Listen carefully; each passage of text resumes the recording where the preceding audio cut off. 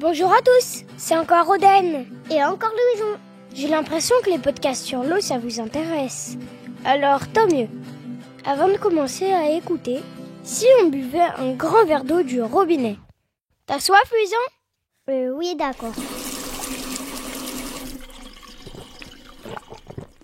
Moi j'adore l'eau, c'est trop bon. Allez-y, faites comme nous. Et oui, ça désaltère, hein.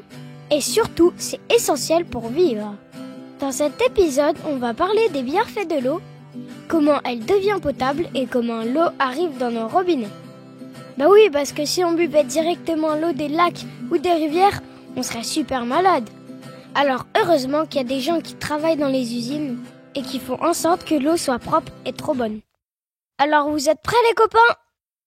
C'est parti !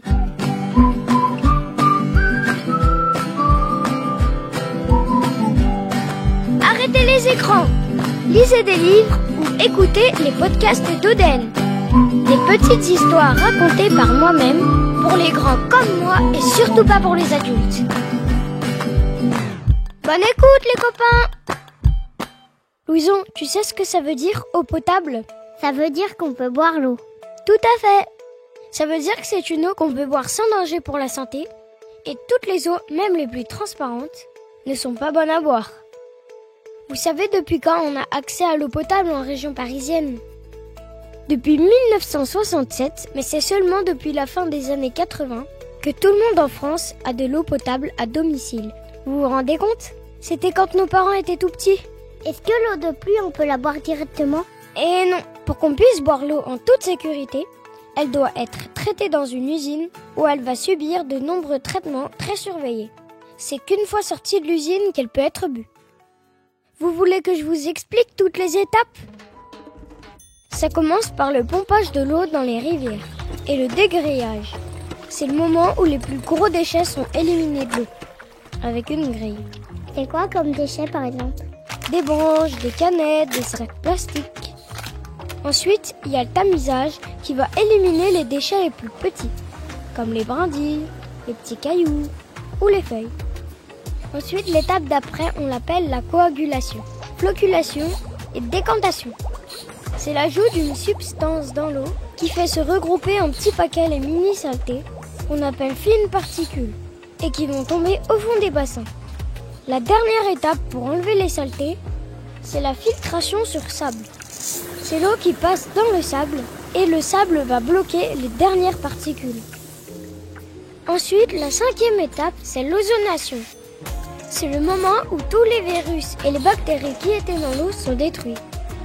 Après, il y a la filtration sur charbon actif pour éliminer les produits polluants qu'on appelle micropolluants, comme les pesticides. Les pesticides, c'est des produits chimiques qui sont répandus sur les cultures pour lutter contre les insectes, les mauvaises herbes ou les champignons. Mais c'est très mauvais pour la santé. Ça peut provoquer des maladies graves. Ces pesticides sont absorbés par le sol, puis arrivent dans les courants d'eau. Certains poissons sont en voie de disparition à cause de ces pesticides et les oiseaux qui pêchent ces poissons sont aussi touchés. Donc heureusement qu'ils sont éliminés de l'eau, hein Louison ? Oula, oui. Ensuite, il y a une autre étape de désinfection, par la lumière grâce à des ultraviolets. Vous savez, c'est la lumière qui fait ressortir tout ce qui est blanc et qui va détruire toutes les parasites, comme par exemple le Cryptosporidium. C'est un drôle de nom, hein, et ça rend bien malade, hein, pire qu'une gastro. Et la dernière étape, c'est l'ajout d'une toute petite quantité de chlore pour que l'eau reste bien potable tout au long de son trajet, jusqu'à nos robinets tout en conservant sa qualité. L'eau part ensuite dans des châteaux d'eau ou des réservoirs avant d'être envoyée dans nos maisons par les tuyaux. Ça en fait des étapes, hein ? Et en plus, l'eau est contrôlée avant l'usine dans le cours d'eau tout au long de ces étapes et jusqu'à notre robinet. Il y a 54 paramètres de contrôle obligatoires, mais le syndicat des eaux d'Île-de-France en analyse plus de 80. Vous vous rendez compte ? Mais alors l'eau des toilettes qui est chez nous, on peut la boire ? Techniquement, oui, elle est potable. Mais bon, si t'as soif, on a des robinets dans la cuisine, hein.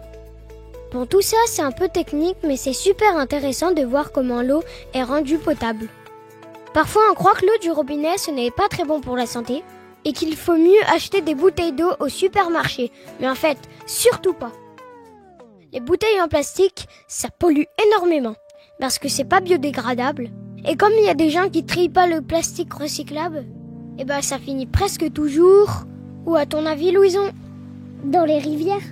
Oui, d'abord dans les rivières. Mais comme elles se jettent dans la mer et dans les océans, on retrouve les bouteilles dedans.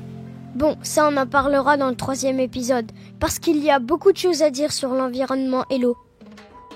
Bon, en tout cas, cette eau qui arrive chez nous, elle est très bonne et il faut la boire.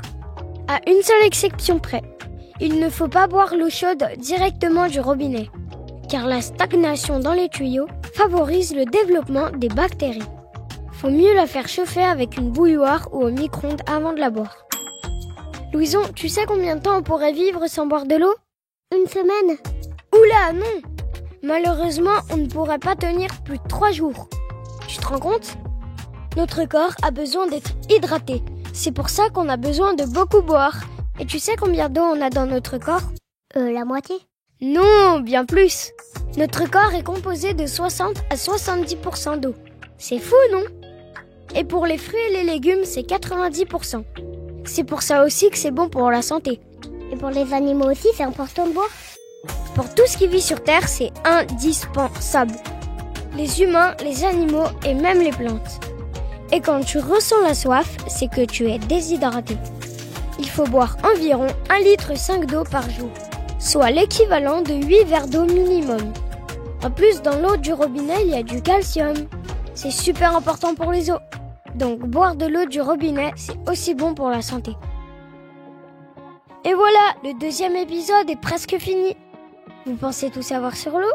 Mais si je vous demande, qu'est-ce qu'on appelle le 7e continent? Vous savez? Et si je vous dis qu'un enfant sur 3 dans le monde n'a pas accès à l'eau potable? Vous le saviez?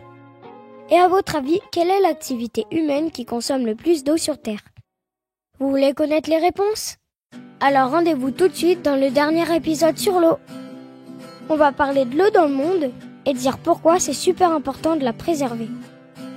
Je vous rappelle que ce podcast a été écrit en partenariat avec le CEDIF, qui est le syndicat des eaux d'Île-de-France, et Veolia Eau d'Île-de-France, son délégataire, qui s'occupe notamment de la production et de la distribution de l'eau dans cette région.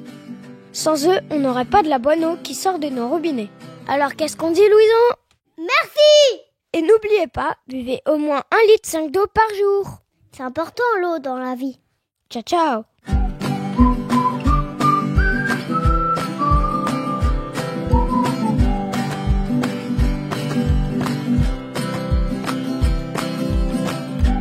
Thank you.